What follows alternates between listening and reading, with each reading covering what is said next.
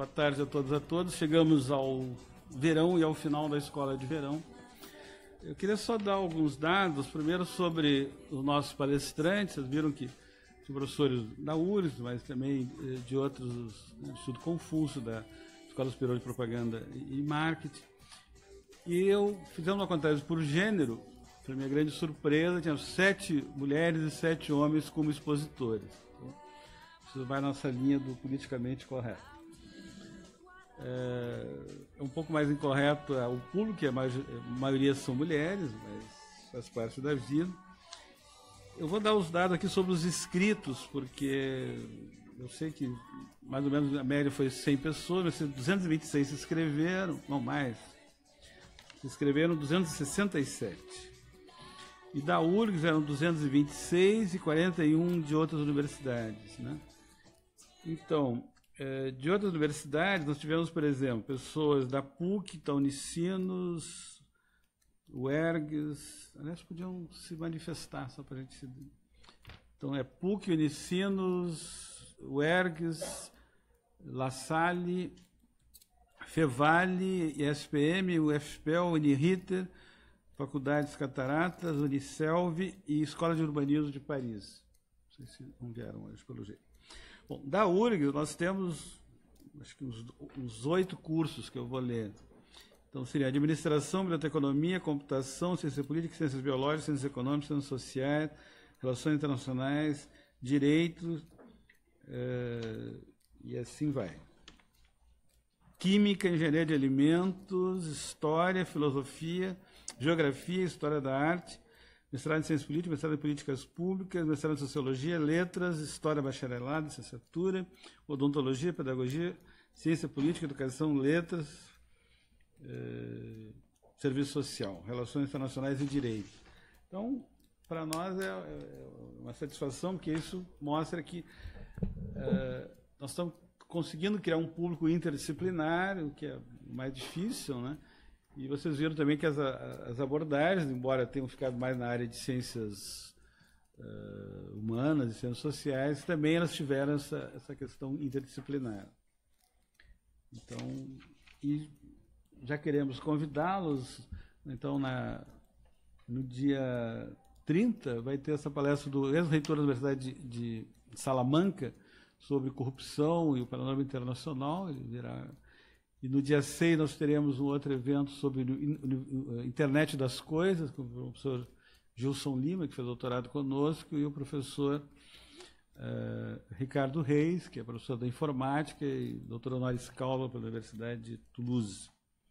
Bom, e hoje nós temos a satisfação, minha diretora de sempre, a professora Soraya Maria Vargas Cortes, que é graduada em História e mestre em Sociologia por essa universidade, com doutorado em Social Policy and Administration pela London School of Economics and Political Science, é professora titular de Sociologia do PPG em Sociologia, também dá aula no PPG em Políticas Públicas, é membro do Conselho Editorial da editora Fundação Oswaldo Cruz, tem trabalhado principalmente em Sociologia da Participação, de Políticas Públicas, Conselho de Saúde no Brasil, Desigualdades Sociais, Políticas Sociais nos países BRICS. Ela teve em vários países da Ásia, nós estivemos juntos em Beijing, no Japão. Então, é uma satisfação tê-la aqui.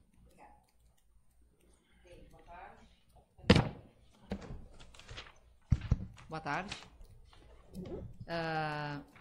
Eu quero inicialmente dizer também que é uma satisfação estar aqui, parabenizar o colega José Vicente pela iniciativa e dizer que, na verdade, essa minha aproximação com o tema dos BRICS e políticas sociais dos países BRICS tem muito a ver com a Sociedade Brasileira de Sociologia e com o protagonismo da Sociedade Brasileira de Sociologia no sentido de construir laços bastante sólidos hoje. Eles são bastante sólidos com sociólogos dos outros 4 países, no sentido de se realmente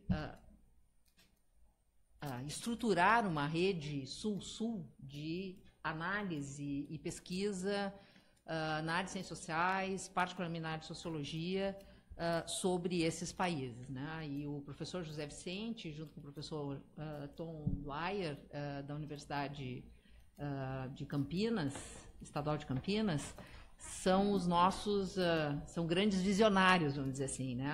Olham para frente e há muito tempo vem estimulando, né, os sociólogos brasileiros a se dedicarem ao estudo desses países, né? Então, eu me sinto tributária desse esforço dos nossos colegas, e esse evento, né, esse curso que está sendo encerrando hoje, ele é também o resultado disso, desse esforço da sociologia brasileira, muito estimulado pelo professor José Vicente. Então, o que eu vou apresentar para vocês, né, ele é o resultado de uma pesquisa em andamento sobre as ideias dos dirigentes políticos e o combate à pobreza nos países BRICS, concentrando na primeira metade do século XXI, tratando também um pouco do que eles propunham já no final do século XX, né?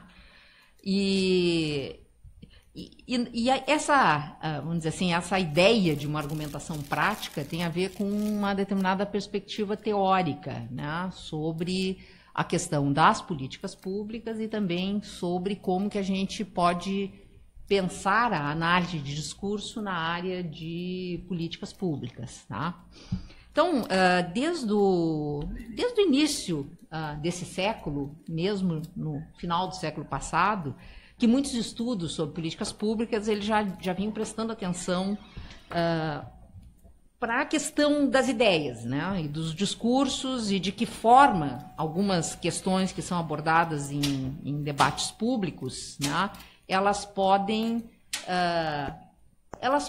ter uma dimensão, inclusive, explicativa, né, de como que as políticas públicas são vêm a ser formuladas, implementadas, enfim.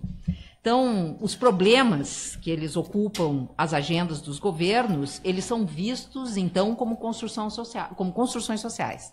Tá? O que quer dizer isso? Tá? Quer dizer o seguinte, não é a existência do problema social, vamos dizer, ontologicamente na sociedade, quer dizer, a existência dele que faz com que ele se transforme em objeto de políticas públicas. Tá? Uma questão apenas para ilustrar isso. A questão da dominação patriarcal, das relações de gênero, a questão da mulher, vamos dizer assim. Tá? A mulher no século XIX, no Brasil, era mais livre ou menos livre do que é agora? Pergunto para vocês. Né? Menos. Né? No entanto, isso não era uma questão. Não era uma questão de políticas públicas. Não era objeto. Por que não era? Porque era visto como natural. As mulheres são inferiores, não têm capacidade de raciocínio, elas não podem se expressar no ambiente público, porque elas não são cidadãs, a cidadania delas depende da relação delas com um homem, estou pensando, cabeça do século XIX, tá? Depende da relação delas com o homem, o pai, o companheiro, o marido, enfim, o filho. Tá? Os direitos de propriedade, na maior parte dos países ocidentais, durante o século XIX, não se estendiam às mulheres, eram apenas masculinos. Estou dando apenas esse exemplo. Né? A questão da mulher se transformou em um objeto de políticas públicas, né, depois que isso deixou de ser visto como algo natural. Tá? Então, os problemas que vão constar na agenda dos decisores de políticas públicas, eles são problemas construídos socialmente. Por isso a importância das ideias, né? Para a gente pensar essa construção desses problemas e o modo como eles vão ocupar a agenda depois. Então, a definição do problema ele é um exercício político. Né? Então, rotular um fenômeno como problema a ser resolvido por governantes é o resultado de um cálculo político amplamente baseado em valores. Né? Quem trouxe a questão da mulher para a agenda, né, dos decisores foram aqueles que consideravam que isso não era natural. Há um modo de pensar e há uma ação coletiva, né, por trás deste modo de pensar, não por trás, mas junto com este modo de pensar, né, que vai, então, conformando essa agenda de ação pública. Né? Então, a ênfase, nesse caso, ela é colocada no exercício de modelagem do mundo que envolve maneiras variadas nas quais as realidades do mundo podem ser definidas. Então, poderosos atores estatais, como presidentes, primeiros ministros, partidos políticos que estão numa posição vantajosa, vamos dizer assim, no campo aquele da política daquele país, eles têm uma possibilidade, né, de persuadir atores sociais estatais dos seus pontos de vista e sobre quais são os problemas e soluções, né, que devem ser objeto de ação governamental. Tá? Então, a gente tem que pensar que a sua interpretação da realidade, os problemas e soluções que eles apresentam, eles são enquadrados por instituições. Quer dizer, não é só pensar, vamos lá e vamos fazer. É óbvio que existem as instituições e elas não só limitam, como condicionam até mesmo o que é possível pensar, né, sobre possibilidades em termos de construção de problemas. Né?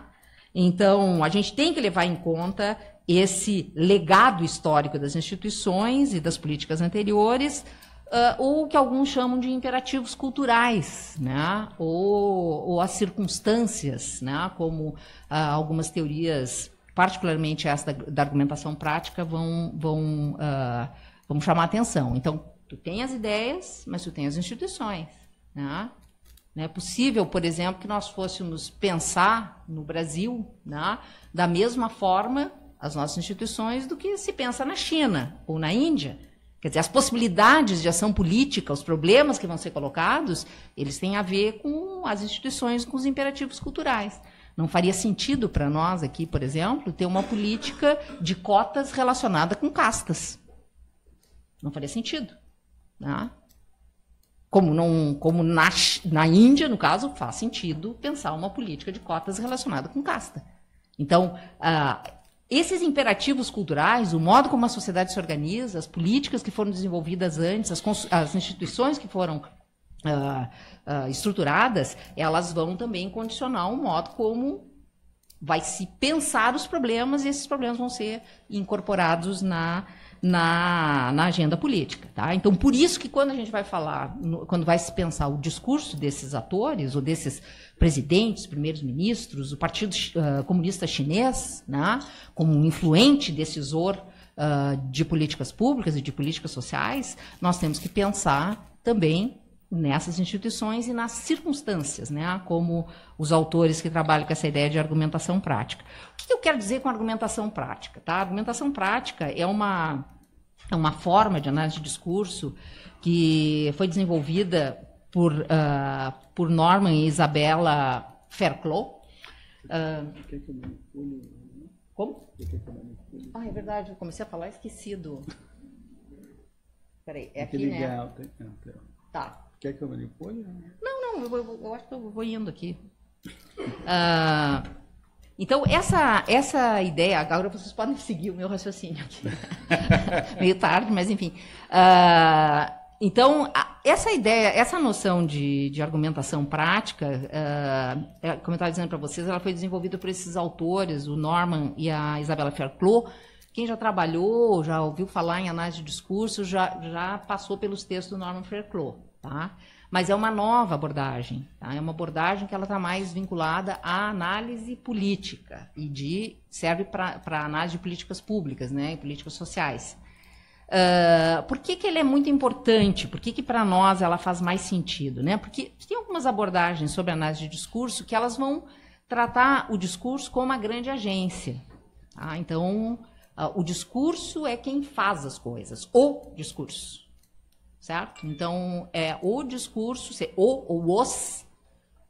numa versão mais, vamos dizer, Foucaultiana, mais baseada no Foucault, com a ideia de estruturas discursivas, né, ou formações discursivas que agem, né, na sociedade, e outros autores, como o Fairclough nos seus trabalhos anteriores, diversos tipos de discurso, em disputa e tal. Né? Esses autores aqui, eles têm uma diferença que para nós é muito importante, porque o discurso ele é importante, mas ele só faz sentido se nós levarmos em conta a dimensão extradiscursiva. O que é essa dimensão extradiscursiva? Tá? A ação dos atores, os atores, o que eles fazem, a política que é proposta. Quando esses atores políticos, vamos dizer assim, eles estão construindo um discurso, uma argumentação prática, eles estão construindo porque eles querem agir na realidade extradiscursiva, certo? Então, não é simplesmente modelar o mundo, é em relação ao objetivo que eles têm de ação. Tá? Então, a ação essa discursiva, a realidade essa discursiva, para esses autores, ela é fundamental. Então, por isso é uma ideia de argumentação prática. Tá? Ela faz sentido porque ela envolve a ação. Então, se o discurso tem poder, o que normalmente a gente considera como o poder do discurso, existe o poder por trás do discurso. Então, o conceito de argumentação prática, ele considera particularmente importante o poder do discurso daqueles que têm poder em uma realidade político-institucional extradiscursiva. Tá? E que escolhem e defendem cursos de ação prática que produzem mudanças em uma realidade também extradiscursiva. Tá? Então, por que eu estou falando tudo isso? Primeiro, para vocês entenderem qual é vamos dizer assim, a estrutura, né, do que eu estou apresentando, mas também para que se tenha claro, né, primeiro, que eu não estou tratando o discurso como a grande agência, importa, por isso que se trabalha com com os discursos dos presidentes, primeiros ministros do Partido Comunista Chinês, tá? Porque importa o poder, né? O poder por trás do discurso, quer dizer, daqueles que falam, né? E importa aquilo que eles pretendem fazer.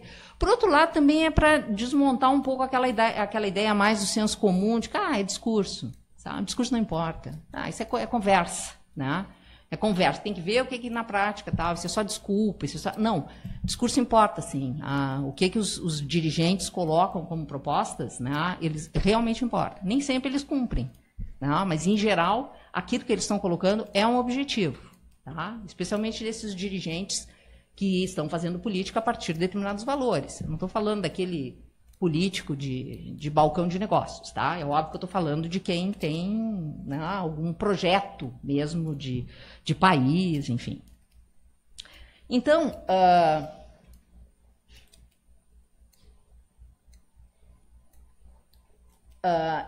né, o estudo ele vai analisar as convergências, os contrastes nas propostas desses dirigentes em relação às políticas de combate à pobreza, vistas como um meio para integrar os mais pobres a uma sociedade de consumo ou a reduzir desigualdades. Salientando que os objetivos e ações realizadas são o fruto de uma interpretação sobre o ambiente político, social e econômico em cada país, que oferece as razões e condiciona a escolha por um certo curso de ação para reduzir a pobreza. Tá? Então, em primeiro lugar, né, eu vou focar as argumentações, objetivos traçados pelos dirigentes desses países entre os últimos anos do século passado e os primeiros anos do presente milênio, sobre como promover o desenvolvimento e, particularmente, reduzir a pobreza. Em segundo lugar, eu vou apresentar uma caracterização das circunstâncias em que são construídas essas interpretações e definidas as políticas de combate à pobreza. E, em terceiro, por último, eu vou apresentar uma síntese dos sistemas de proteção social existentes nesses países ao final da década de 2010. Sistemas, em grande parte, construídos na primeira década do presente século. Tá? Então, além da revisão da literatura sobre o tema,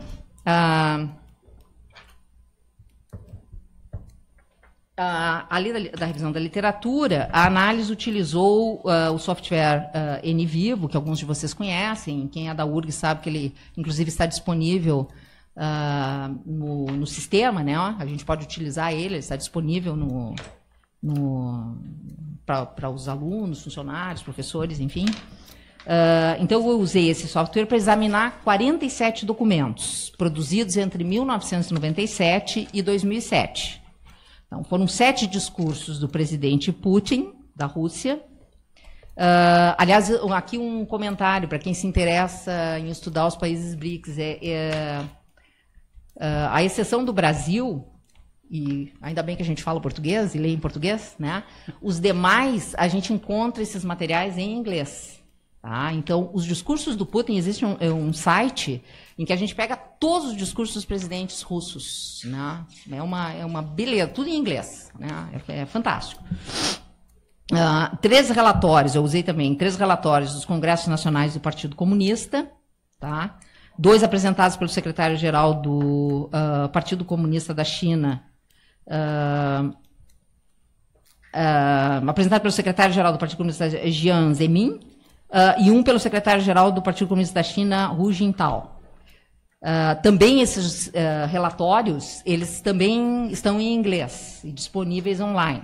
Tá? E por que eu utilizei o relatório e não o discurso? Porque na China o que importa mesmo é o partido. Né? A burocracia do partido é que, de fato, traça os objetivos do país para os anos seguintes, né? aos congressos. E esses relatórios são muito densos, eles têm 40, 50, 60 páginas, né? E muito material, né? Muito interessante. Eu utilizei ainda 11 discursos presidenciais de abertura do Parlamento da África do Sul, 3 do presidente Mandela, 8 do presidente Mbeki. Também a gente encontra online em alguns sites, tem um site que é só do Mandela, é uma fundação do Mandela, lá que a gente consegue os discursos dele, tem outros que são da presidência, né? Então a gente, quer dizer, do governo da África do Sul, e ali a gente consegue pegar também. E 12 discursos do primeiro-ministro da Índia, também se conseguem online, os discursos, todos em inglês. 5 do primeiro-ministro Xi e 7 do primeiro-ministro Vajpayee. E 14 discursos dos presidentes brasileiros. 6 do presidente Cardoso e 8 do presidente Lula. Tá? Então, é um material muito, muito rico, né, que está disponível para pesquisa, enfim. Eu não vou entrar em detalhes com vocês de qual foi a classificação que eu utilizei, mas, de qualquer forma, vocês vão ver, a partir dos gráficos, da análise que eu vou fazer, qual foram as categorias de análise fundamentais. Tá?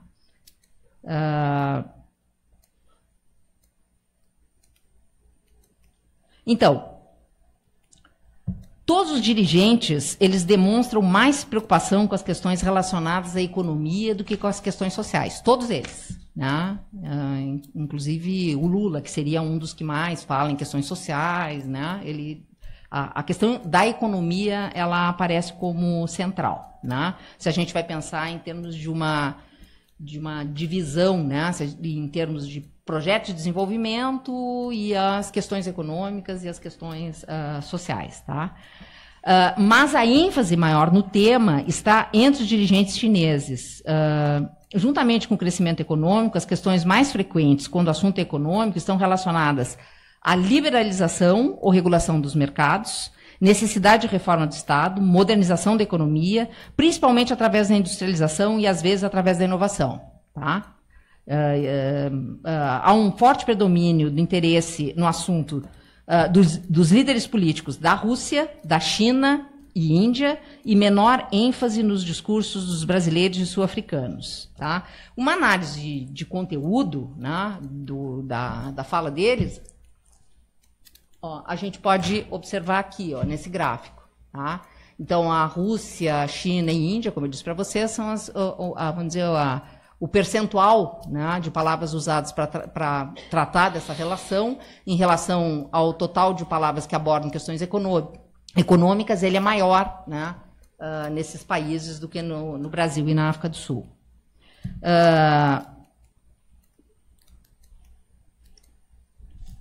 Outra análise de conteúdo, que está sintetizada no gráfico 2,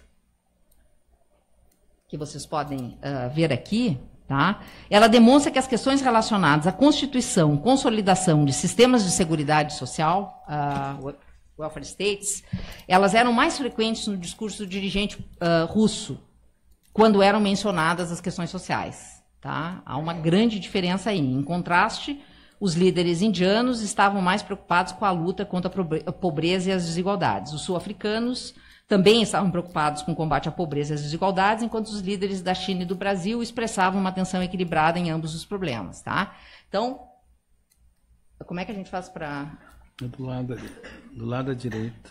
Não, nessa rodinha, aí à direita da rodinha. Aí, à direita. À direita. Aqui? É. Nossa, deve mental aqui, não consegui. Esse? Não, mas não era para passar, era para apontar. Ah, desculpa, apontar embaixo. Esse? Ah, tá. Não, é embaixo, não é? Ah, embaixo aqui. Tá. É embaixo, é embaixo. Aqui, ó. Tá? Então, é isso que eu queria chamar a atenção de vocês, ó. Tá? Quando trata de seguridade social e bem-estar, a Rússia é muito diferente. O grande contraste é entre Rússia e Índia. Tá? E a gente vai ver, tentar entender o porquê disso quando a gente analisa as circunstâncias desses países. Tá?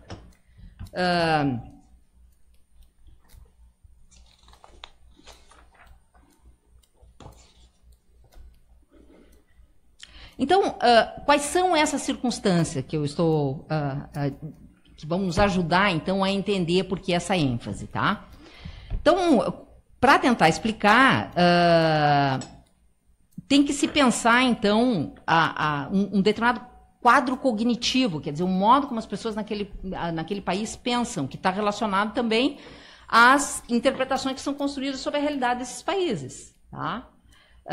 E que tem a ver também com um conjunto de indicadores, que hoje, quando se pensa em termos de políticas públicas, contemporaneamente, se usa muito indicadores, né, para se comparar países e para se ver, inclusive, tendências ao longo do tempo. Né?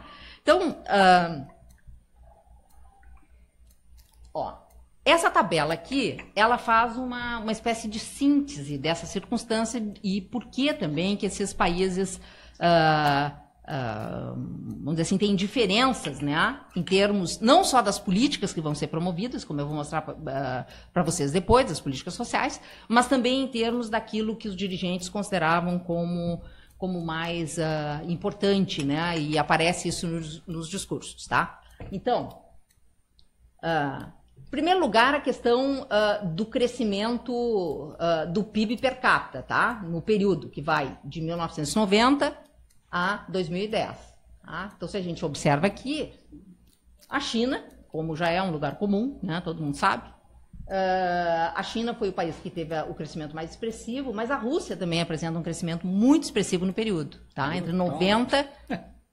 Brutal. Entre 90 e 2010. Tá? A Índia, um crescimento grande, o Brasil e a África do Sul cresceram positivamente também, mas num ritmo bem menos acelerado. Tá? E o que a gente observa aqui também, ó, é um padrão que ele é contrastante da Rússia em relação aos demais, que é o crescimento, aliás, o decréscimo, né, do PIB per capita entre 1990 e 2000. Tá? Esse decréscimo aqui. Que nós observamos aqui também, se a gente pensa em termos de índice de desenvolvimento humano. Aqui há um decréscimo também. Embora o patamar seja muito alto, né, a Rússia continua, ao final do período, com o nível mais alto de desenvolvimento humano, similar a de vários países da Europa do Oeste, né? Mas, de qualquer forma, há um decréscimo aqui. E aqui a população em extrema pobreza, que também aumenta, né? Quer dizer, tem um patamar bastante alto na Rússia nesse período, para padrões de Rússia, tá? Embora ela decresça e chegue a ficar negligenciável, se a gente vai pensar em extrema pobreza, tá? No final do período. E aqui também, em termos de expectativa de vida, esse decréscimo, né, na Rússia no período, que é um padrão diferente dos demais. E o que explica isso? Tá? Como é que a gente pode entender isso, né? Esses indicadores e também vamos dizer assim, a priorização que é dada pelo governante russo ao estado de bem-estar social e a construção, então, de um welfare state, ou estruturação de um welfare state. Foi o fim da União Soviética. Tá? o fim da União Soviética, do modo como aconteceu na União Soviética, né, e as consequências disso para os países que compunham a União Soviética, é dramático. Ele é socialmente dramático. É um cataclismo social, similar a uma guerra. Os índices de fecundidade e natalidade despencam. As pessoas, para vocês terem uma ideia, assim, as pessoas que tinham dinheiro no banco, o dinheiro desapareceu. Não tinham mais. Poupança, né, que as pessoas tinham, desaparece. Direitos sociais garantidos, independentemente da Rússia estar com um sistema econômico completamente improdutivo, que não conseguia mais competir com o modo de desenvolvimento industrial dos demais países, tudo isso é verdade. A Rússia estava, né, a União Soviética não tinha condições de continuar como ela estava, né? Mas o modo como isso ocorreu, quer dizer, do dia para a noite desaparece, né, foi muito, muito dramático socialmente, né? As pessoas que tinham aposentadoria deixou de ser paga. As pessoas não recebiam mais. Vocês imaginem, todos vocês têm aposentados na família, avós, parentes, pais, enfim, né? Imaginem isso. Quer dizer, a pessoa está contando, né, com o dia seguinte, com o mês seguinte, com o ano seguinte, né, com os anos seguintes da sua vida, com um tipo de rendimento. Esse rendimento simplesmente desaparece. As pessoas pararam de receber, passaram a receber com muito atraso, um processo inflacionário brutal, então também o dinheiro desapareceu em termos de valor, não tinha mais poder de compra, e mesmo assim as pessoas não recebiam. Havia uma distribuição também de russos, né, que depois vieram a integrar a Federação Russa, por diversos países, né, que compunham a União Soviética, que eles desapareceu a União Soviética, mas eles eram russos, nascidos, né, na Rússia ou na Geórgia, enfim, países que depois vieram integrar a Federação Russa, embora a Geórgia depois saiu, mas na época ela ainda estava, no começo. Então, essas pessoas ficaram desamparadas, quer dizer, vamos dizer assim, foi um cataclisma realmente social, tá? O que aconteceu na Rússia no período, né? Que é difícil da gente imaginar, mas foi muito dramático, né? Que explica também esses impactos em termos de indicadores sociais, inclusive econômicos, né, da década de 90 na Rússia.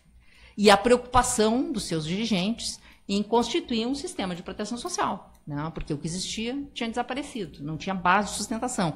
Ele era todo baseado em recursos orçamentários, né, o que existia antes na União Soviética era isso, tinha um orçamento, ia lá, e dali pagava a aposentadoria. Não havia nenhuma, vamos dizer assim, não havia fundos, né, vamos dizer, fundos previdenciários ou um tipo de seguro para a área da saúde ou para desemprego, nada disso existia. E tudo isso veio a ser construído no ano 2000, né, como nós vamos ver a seguir, né, com a política que veio a ser desenvolvida. O caso da Índia é outros indicadores que eu acho que é importante a gente ter, chamar atenção. Tá? A Índia é o país que apresenta o maior percentual de população em extrema pobreza. Embora tenha se reduzido no período, né? Comparem, só para vocês terem uma ideia, um parâmetro né, para que a gente tenha algum parâmetro. Se a gente compara com o Brasil, tá? Ao final do período, cerca de 14% da população brasileira vivia naquilo que se considera como extrema pobreza, a partir de um indicador, existem vários, mas é um indicador que eu utilizei, que o Banco Mundial também utiliza. Tá? Então, olhem a diferença. Né? Realmente é praticamente 70% da população, tá? em extrema pobreza. A África do Sul é o segundo, né? Mas a Índia realmente é uma situação... Opa, a Índia aqui, né? É uma situação realmente dramática. Tá? Na China há uma queda brutal. Se vocês olham aqui, a China ela partia de um patamar, inclusive, superior ao da Índia, em 1990, né? E despenca. Tá? Então, a gente observa as diferenças aí em termos de... Por que eu estou chamando a atenção da Índia? Porque vocês lembram daquele primeiro... da tabela 2, ó. A Rússia, a questão do bem-estar. A Índia, a questão da pobreza e da desigualdade. Né? Na Índia, a questão é de sobrevivência. Tá? É o que comer no dia seguinte. E tem algumas características do seu sistema de proteção social, ou melhor, da ausência de um sistema de proteção social, que também a gente consegue entender por que, né, essa pobreza tão forte, por que a preocupação dos governantes com a pobreza. Tá? Então, a estabelecer essas metas, né, na Federação Russa, a gente vê que, por um lado, havia essa preocupação com os mercados, com a reforma do Estado, modernização econômica, mas havia essa grande preocupação também em melhorar as condições de vida que existiam no país e também modificar, voltar a ter, só que aí em uma base sustentável, em termos de arrecadação, né, um sistema de proteção social na Rússia. Então, eu vou mostrar aqui para vocês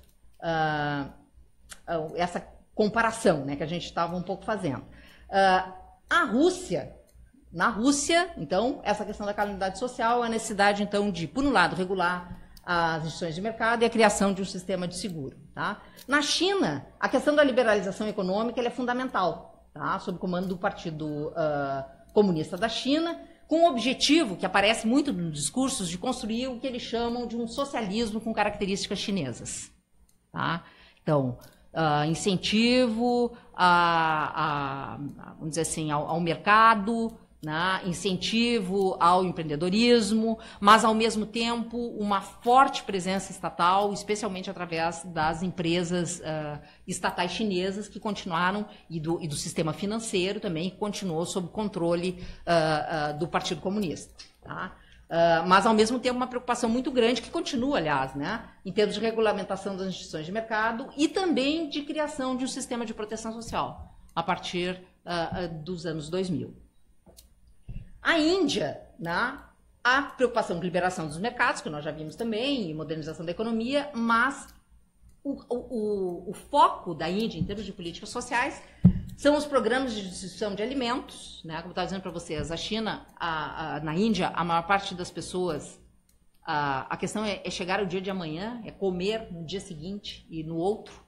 Tá? Então, é uma pobreza realmente muito, muito extrema, né? Embora a gente saiba que a China tem bolsões de excelência, tem uma classe média muito bem formada, muito inserida, inclusive em instituições de pesquisa, financeiras, de mercado internacionais, né? Mas se a gente vai pensar em termos percentual da população da Índia, é um percentual relativamente pequeno. Tá? Só que um percentual pequeno na Índia é um Brasil inteiro.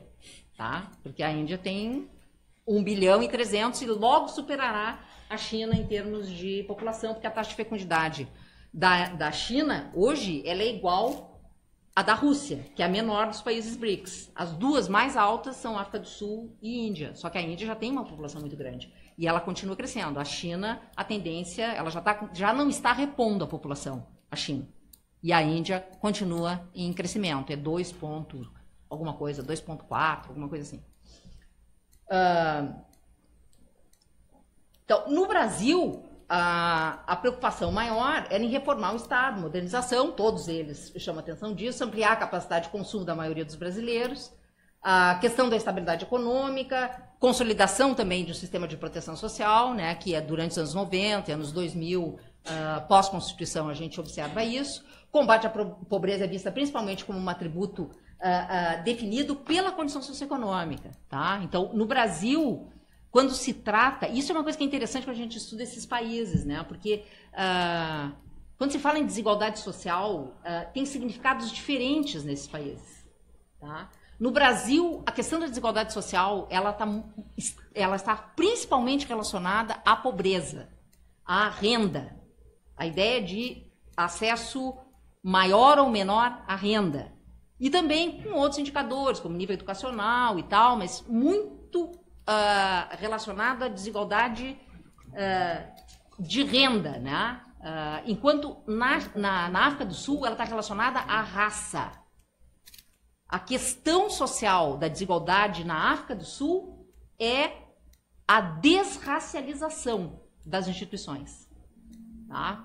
Porque o apartheid ele foi uma catástrofe social na África do Sul, tá?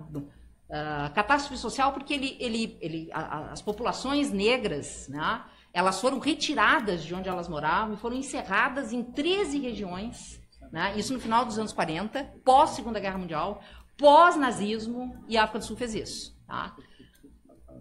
Não a África do Sul, aqueles dirigentes, né, da África do Sul, não é a África do Sul, aqueles dirigentes da África do Sul. Colocaram as pessoas em 13 regiões, elas não tinham direito à propriedade, não tinham direito a acessar o ensino superior, né? Só determinadas profissões que elas podiam exercer, um conjunto de direitos sociais derivados do trabalho não era estendido às pessoas de cor, né? Os africanos, como normalmente se chama, não tinham esse direito. Então, a questão na África do Sul é essa, é desracialização das relações, tá? Das instituições. Então,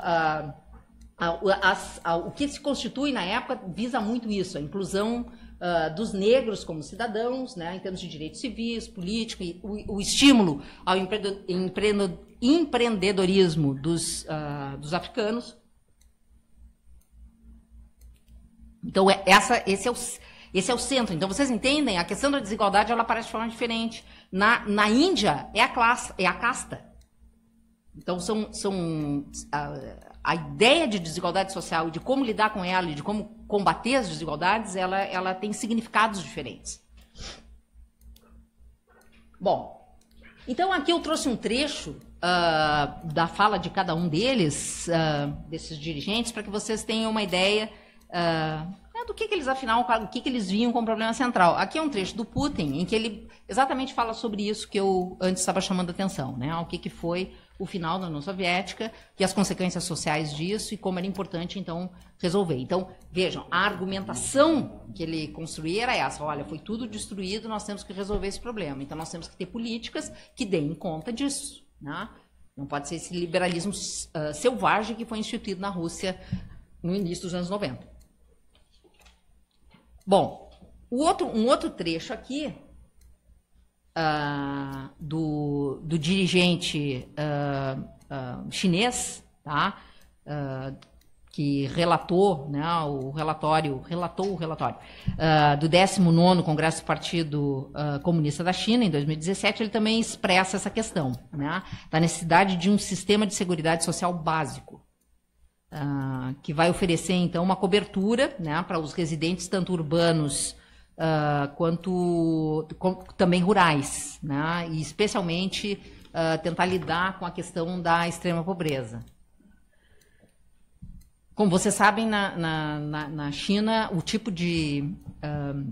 imagino que vocês saibam, né, o Hukou, né, que é uma identificação que estabelece se o chinês ele é urbano ou rural. E há um conjunto de direitos derivados disso, né? Então, se tu é um residente rural, se tem o Hukou rural e mora na cidade, tem um conjunto de direitos que não estão acessíveis a esses residentes. Eles vão ter serviços, inclusive, diferenciados. Tá? Um outro trecho é esse aqui do dirigente chinês, né, que acentua a questão do emprego, do crescimento econômico, né, como uma maneira de resolver os problemas sociais. Aqui tem uma inflexão um pouco diferente do Cardoso e do Lula, né?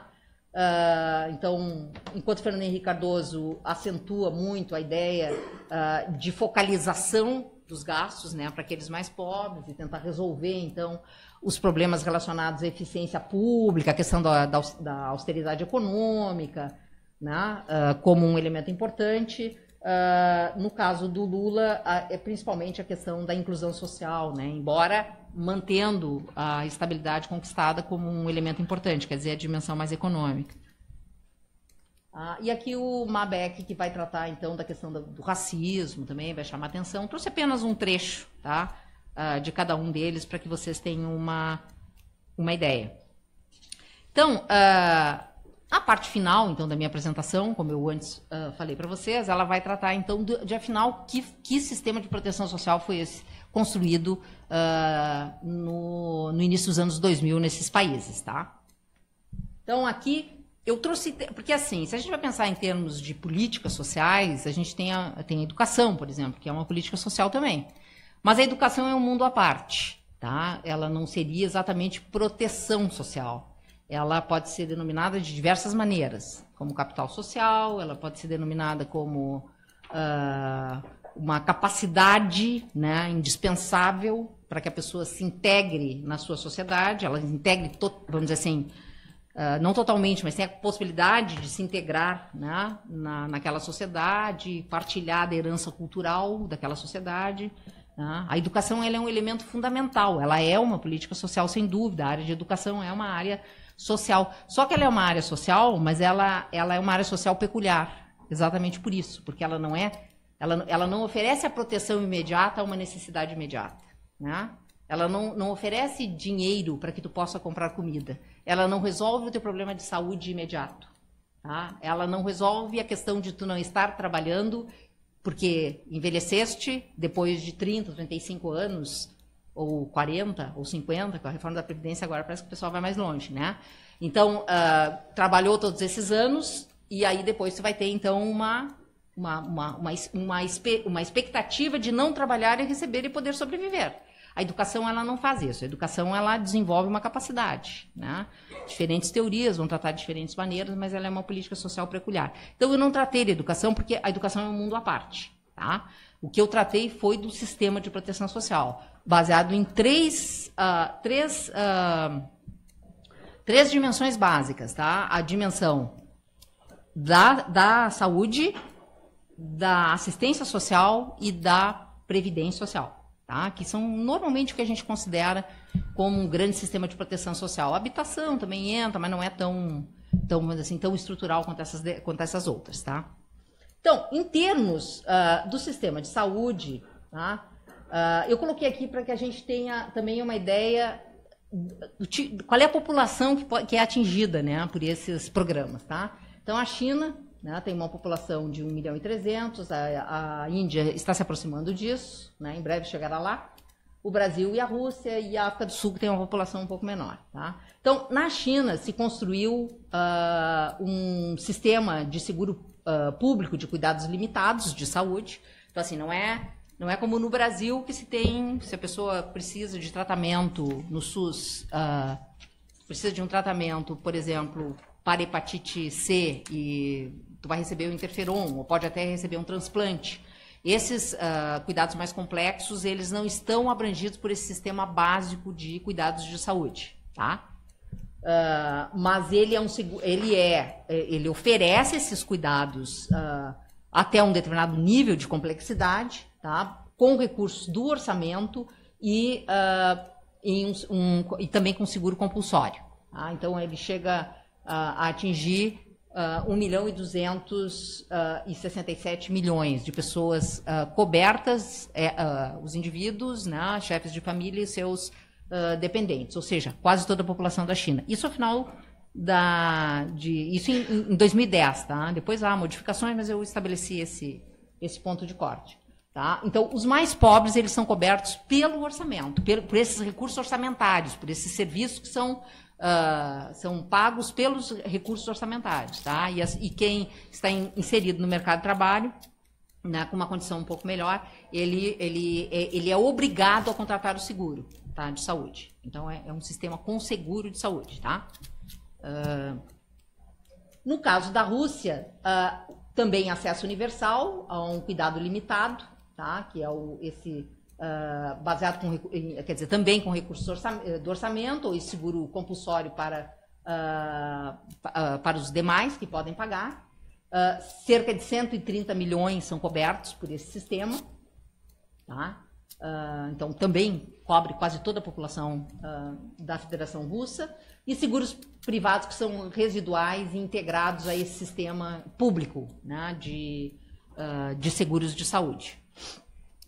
Há uma discussão, porque esse seguro, ele, na verdade, ele cobre, em termos de serviços mais complexos, 7 tipos de doença. Há um grande debate na Rússia no sentido de estender para outras doenças também. Mas, enfim, isso que foi construído nesse período. Na Índia, seguro privado, né? Esses seguros micro, na Índia tem muito isso. Vários de vocês, especialmente o pessoal da área de políticas públicas, eu sei que conhece, né? O sistema de microcrédito, né? Que foi desenvolvido na Índia. Então, é um sistema que, sei lá, o cara precisa comprar uma bicicleta para fazer o seu negócio, tá?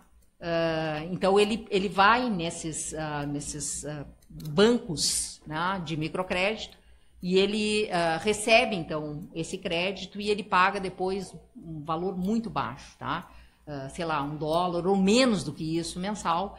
A inadimplência é baixíssima, né? Então é um sistema que funciona muito bem, só que ele é muito reduzido, né? Para uma população de quase 1.300.000, aliás, quase 1.300 bilhões de pessoas, né? Ele atinge uma parcela ínfima da população. Então a maior parte dos indianos não tem proteção, na verdade, em termos de seguro de saúde, tá? Porque esse sistema micro aqui, ele é um sistema parecido com isso, é uma espécie de seguro micro também de saúde. Então, ele colabora, aí ele recebe o recurso, contrata um ou outro serviço, mas são para serviços de saúde muito básicos, tá? E não os mais complexos.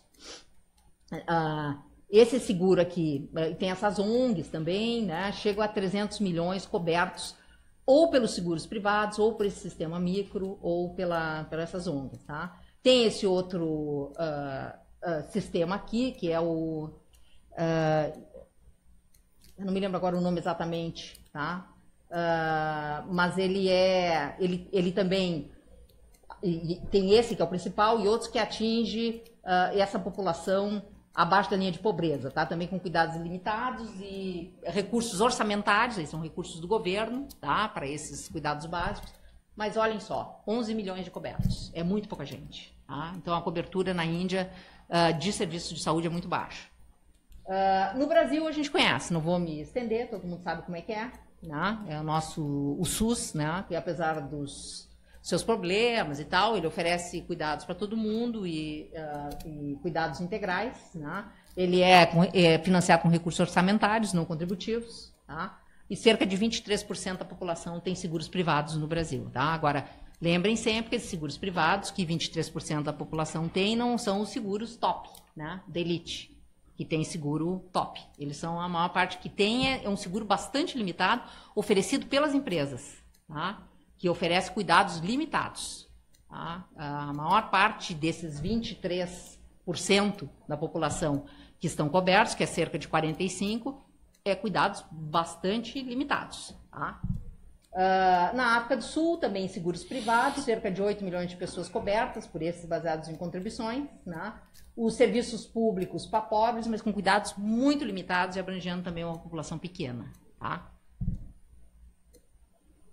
Em termos de assistência social, né?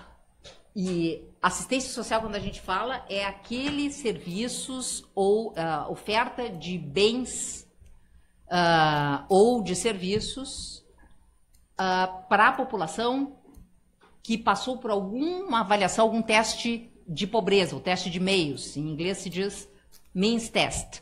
Tá? Então, em português, às vezes traduz como teste de pobreza ou teste de meios, tá? Mas é para a população que tem algum tipo de verificação da sua situação de pobreza. O Brasil, no caso, é para aqueles que estão no cadastro único, né? E que nesse cadastro, então, aparecem como com possibilidade de receber um conjunto de benefícios daí derivados. Só para a gente ter uma ideia do que significa isso.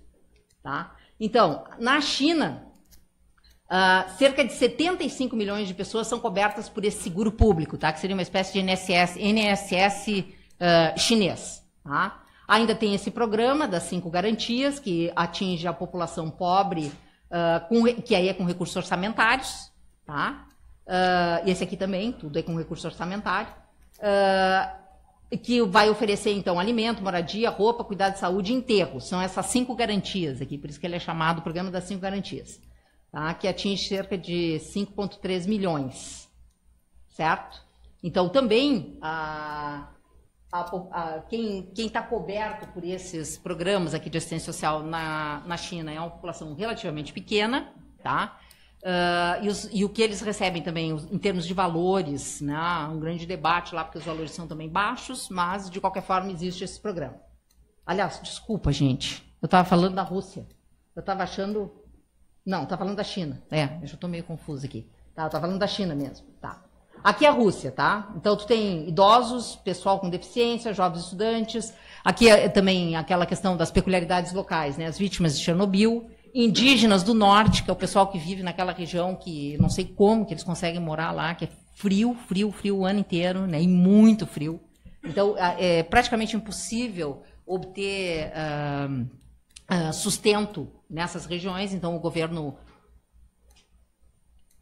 historicamente paga algum benefício para que essas pessoas fiquem ali, até por uma questão de ocupação territorial, né? E famílias mais pobres com criança, e existe o seguro-desemprego, que desde 2001 não é mais contributivo, independentemente da pessoa ter contribuído ou não, se ela estiver desempregada e comprovadamente desempregada, pode receber o benefício. Tá? Na Índia, cerca de 53%, na Índia tem que ser o inverso, né? Porque 53% dos idosos não têm proteção. Esse programa aqui, Indira Gandhi, alguma coisa, não me lembro agora exatamente, de proteção aos idosos, tá? Ele atinge 17 milhões de idosos com mais de 65 anos, mas vejam, é muito pouco, né? Uma população desse tamanho. Idosos lactantes, pessoas com deficiência, tem uma baixa cobertura, e o que mais existe na Índia são os programas, o que atinge mais gente, né? São os programas de distribuição de alimentos, tá? Cerca de 230 milhões de pessoas em 2010 receberam em algum momento alimentos, tá? Mas é o que, vamos dizer assim, que atinge mais gente, mas mesmo assim é muito pouco, né? No Brasil a gente conhece, então nós temos os programas para idosos e pessoas com deficiência, o BPC, o Bolsa Família, o PET, que é principalmente para famílias com crianças, né? Principalmente não, é direcionado a famílias com crianças. A cobertura, então, com benefícios, ela atinge cerca de 14 milhões, atingia em 2010, 14 milhões de benefícios. Se a gente multiplica pelo tamanho das famílias, aí varia o cálculo que se faz, mas chegaria a alguma coisa em torno de uns 50, 60 milhões de pessoas atingidas, tá, por esses programas. E na África do Sul, então, idosos, crianças, pessoas com deficiência, veteranos e tal. Em último lugar, o último tipo, né, de dimensão da Previdência que eu quero chamar a atenção é essa que trata, então, da questão da Previdência, então, dos sistemas contributivos de Previdência Social. Então, na China, existe um conjunto, né, de seguros. Esse seguro compulsório, Pay As You Go, o pessoal da área de políticas públicas conhece esse termo também, o resto eu não sei se conhece, é como o nosso INSS, Pay As You Go. Tá? Então, é um sistema redistributivo, tá, de previdência social. Ou seja, não é de redistributivo, de repartição. Tá? Quer dizer, a gente contribui, quando se aposenta, recebe, independentemente de como esse recurso que a gente contribuiu foi aplicado. Tá? Existem outros sistemas de seguro que não são Pay As You Go. Eles podem ser de contribuição definida e benefício definido. Em geral, não são assim. Eles são de contribuição definida e benefício indefinido. Em geral, os fundos funcionam dessa maneira. Se contribui, tem um patamar mínimo que vai se receber, em alguns deles, pelo menos, funciona assim.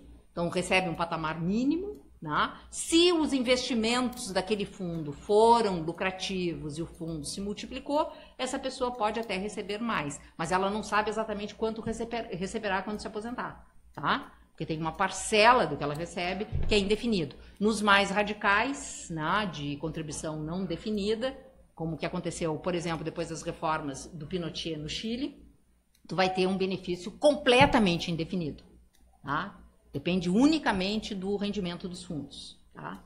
Então, existem várias modalidades. O sistema Pay As You Go é o mais comum para os grandes sistemas nacionais de previdência social, tá? Esse que é o nosso INSS.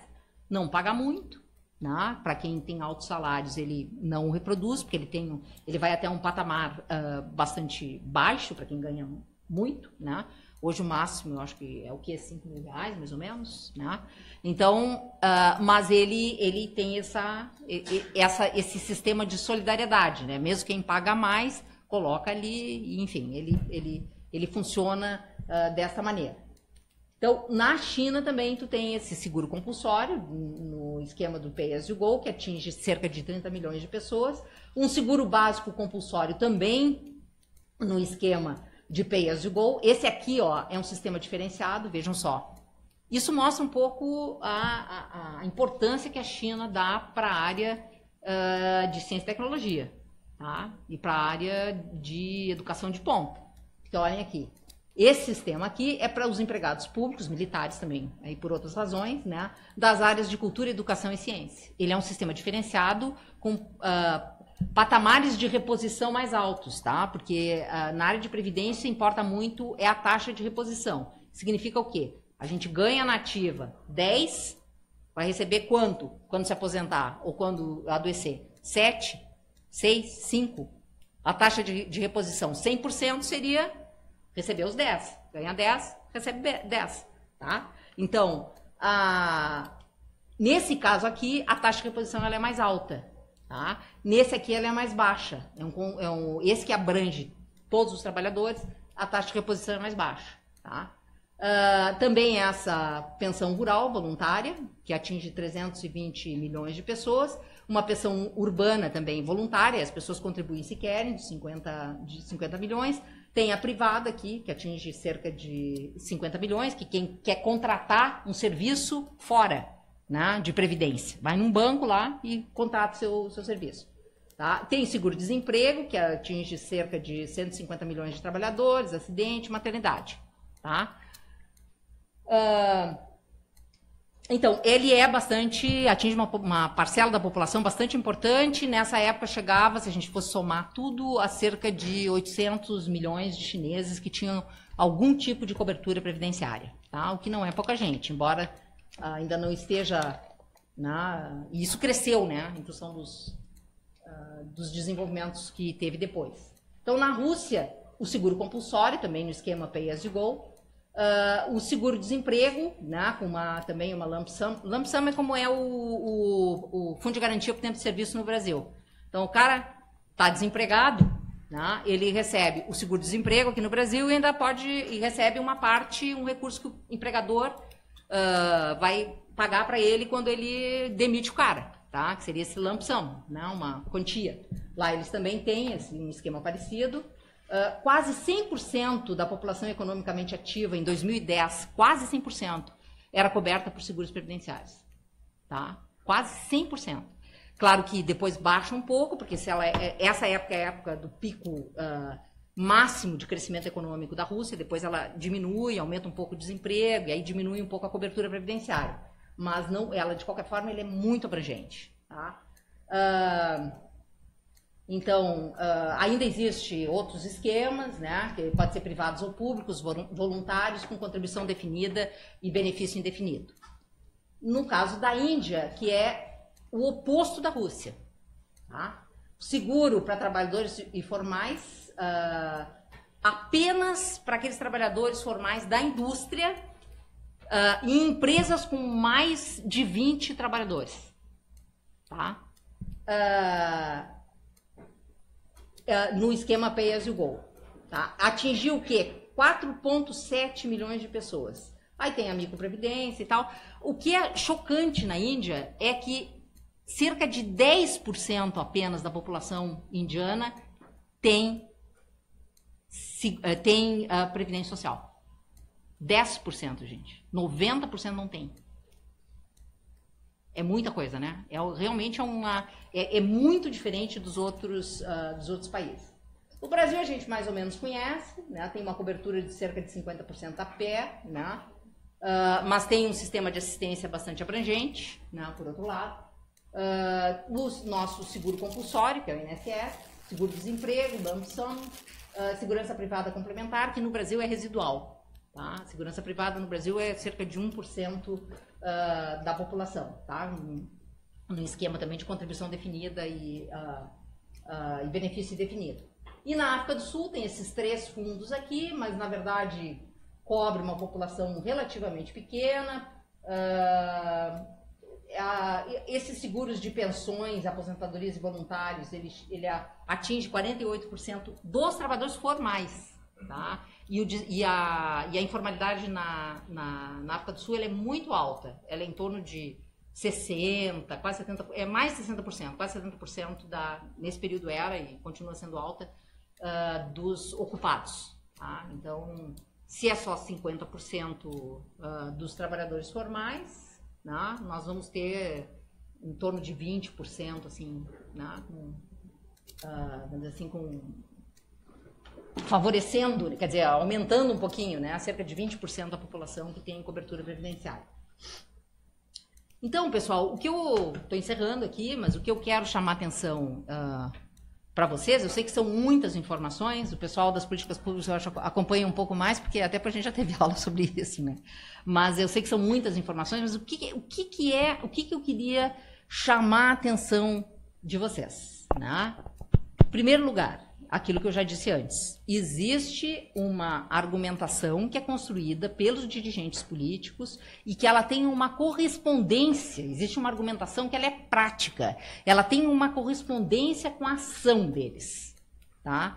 Essa argumentação que é construída, ela também está relacionada às circunstâncias, ao modo como eles interpretam essas circunstâncias, ao modo como eles tentam responder ao dia a dia das necessidades em termos de pobreza, de desigualdades sociais que existem nesses países. Uma outra coisa que eu acho que é importante também chamar atenção é de que esses países, à exceção da Índia, tá, que não fez isso, né? A África do Sul fez alguns esforços, mas também não teve muito sucesso, tá? Mas se a gente pensar em termos de Rússia, China e Brasil, particularmente esses 3 países, os anos 2000 foram anos de intensa construção institucional de proteção social. Intensa, né? A população coberta nesses países por serviços de previdência, por serviços de saúde e de assistência social é muito grande, né? O percentual da população. E vamos dizer assim, num movimento de expansão, tá? Particularmente na China, essa expansão, ela continuou, tá? Então, essa ideia que muitas vezes a gente vê na imprensa, né, de que a China está muito bem porque ela faz uma espécie de dumping social, né? Na China, não tudo que se produz na China é trabalho escravo. Ninguém tem direito a nada, ninguém ganha nada, Isso não é assim. É ao contrário disso que aconteceu. Pode ter sido, pode representar algo que tenha sido assim, ou represente, de alguma maneira isso exista em algumas áreas, em alguns bolsões específicos lá, como existe no Brasil, né? Existe boliviano em situação de trabalho escravo em São Paulo, ou em Buenos Aires, né? Isso não quer dizer que seja o modo como uma parte da população brasileira trabalha e é protegida, né? Ou dos residentes no Brasil trabalha e é protegido. Então, não é que isso não exista lá. Existe, mas não é. Na verdade, há um grande processo de estruturação de um sistema de proteção social que se aproxima, inclusive, de um welfare state, né? No sentido de um sistema complexo, com diversos tipos de possibilidades de entrada e de serviços, e de oferta de serviços para essas populações.